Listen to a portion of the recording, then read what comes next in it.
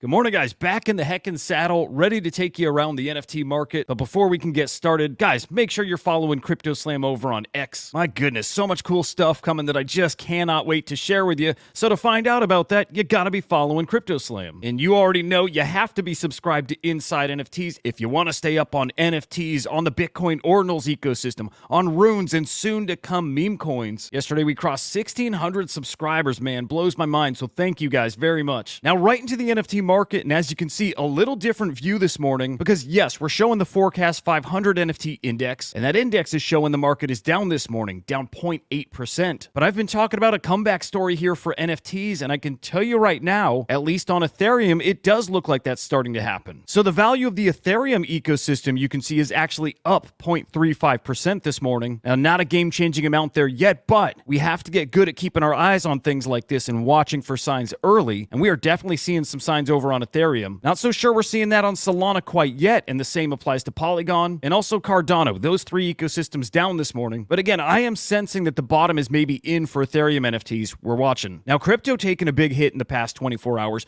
Bitcoin down 4.22%. ETH is down over 5%. You see Solana down 8.6%. Wow. So then flipping back to the forecast 500 and seeing the value down just 0.8%, well, that probably is also indicating a rise in NFT prices. Again, just look for signs here. Okay, now NFT sales yesterday are basically on par with Tuesday, about 24.5 million each day. And like always, that is cross-chain sales. But yesterday, unique sellers took a dip, as did buyers. Transactions also fell. Average sale price up slightly, and guys, trade profits unfortunately did fall into the negative yesterday. Not much, but negative 90,000. Now you do see today, starting the day already down negative $150,000. As far as what's moving this market in the past 24 hours, we are looking at CryptoSlam. You see the general Ordinals collection there at the top. That's followed by the Bored Ape Yacht Club, which has had a massive resurgence here. Love that. Then we have the Node Monkeys, D-Market, Dokio, Mutant Ape Yacht Club, Mad Lads, Milady Maker, the CryptoPunks, and Hamster on Solana rounds out your top 10. Now we have a lot going on in the Bitcoin ecosystem that can and probably will affect the price of these Ordinals collections. And that ranges from runes to some layer 2s that come into play today. But you do see compared to yesterday, prices are actually up with runestones, with Prometheans, with Node Monkeys. And a lot of people wondering how long that's going to last, at least here in the short term, because guys, today there is a major unlock on a Bitcoin layer 2 called Merlin. Data Monkey here breaking this down for us. There are 1,100 Node Monkeys that are locked up in this Merlin platform, and quite a few Bitcoin puppets too. Now those assets along with rewards unlocked today, and so now we have to consider, are those assets that were locked up, which a majority of which are already in profit, well, are those owners going to liquidate them, or are these long-term holders? Conviction in the Bitcoin Ordinals ecosystem. And my hunch is it's the latter. I'm telling you guys, knowing this ecosystem well, knowing the collectors, they are different and they have long-term belief in these assets. So then back to the prices of Node Monkeys and Bitcoin puppets, and like we said, they were lower yesterday. Really starting to wonder if the price of the Merlin unlock was actually priced in. This Merlin unlock coming in just a few hours. We'll definitely be touching on this in today's live show, so stay tuned for that. All right, so the biggest story yesterday had to be Dog Go to the Moon getting unlocked, getting delivered to collectors' wallets. Man, how do you not love that adorable doggo? And here on OKX, we can see how Dog is stacking up to the rest of the pack. So we're going to look at market cap and look at Feihu here at the top with a $3 billion